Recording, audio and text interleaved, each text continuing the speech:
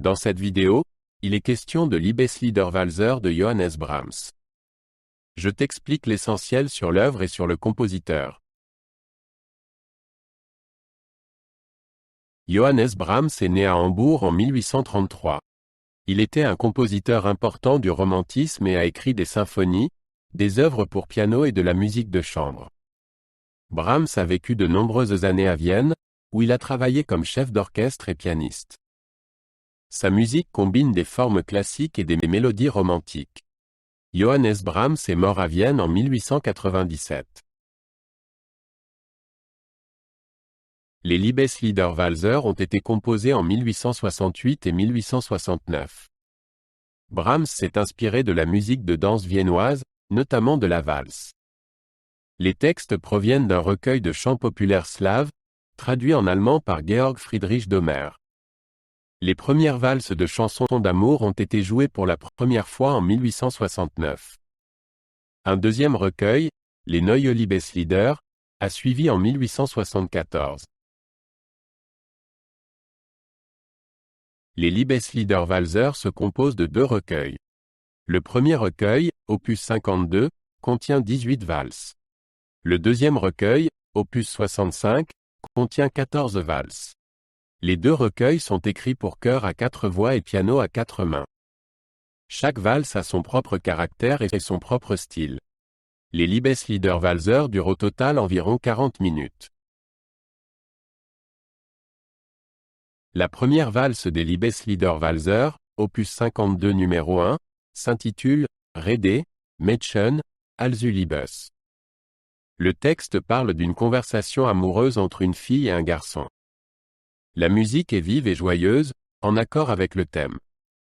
Le chœur chante la mélodie tandis que le piano joue une valse rythmée. La première valse transmet une ambiance enjouée. La deuxième valse des Liebesliederwalzer, opus 52 numéro 2, s'intitule « Am Gesteine roch die Flut ». Le texte parle d'un ruisseau qui bruisse sur des pierres et compare cela aux larmes des amoureux. La musique est plus calme et plus mélancolique que la première valse. Le chœur chante une douce mélodie tandis que le piano joue un doux rythme de valse. La deuxième valse transmet une ambiance pensive. La troisième valse des Liebesliederwalzer, opus 52 numéro 3, s'intitule « O die Frauen ». Le texte parle des joies et des peines que les femmes apportent aux hommes. La musique est rapide et vive, ce qui souligne l'ambiance humoristique du texte. Le chœur chante la mélodie tandis que le piano joue un rythme de valse rapide. La troisième valse transmet une ambiance exubérante et joyeuse. Johannes Brahms a vécu de nombreuses années à Vienne, où la valse était une forme de danse très appréciée. Il admirait les valses de Johann Strauss et s'en inspirait. Brahms associait la valse classique à l'expressivité romantique. Les Liebesliederwalzer montrent la capacité de Brahms à représenter musicalement des thèmes humoristiques et sérieux. Elles font partie des œuvres les plus connues de Brahms. Les Liebesliederwalzer constituent une partie importante de la musique vocale de Johannes Brahms. Elles allient la légèreté de la valse à des sentiments profonds. Le mélange de musique chorale et de piano à 4 mains est unique en son genre. Aujourd'hui, les valses sont souvent interprétées par des chœurs et des duos de piano.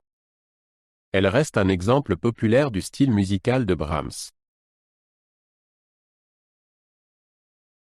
Johannes Brahms a fortement influencé la musique du XIXe siècle. Ses symphonies, ses œuvres pour piano et sa musique chorale sont considérées comme des chefs-d'œuvre du romantisme. Brahms a associé des formes classiques à de nouvelles idées musicales. De nombreux compositeurs après lui, comme Gustav Mahler et Arnold Schoenberg, ont admiré son œuvre. La musique de Brahms reste une partie importante du répertoire classique.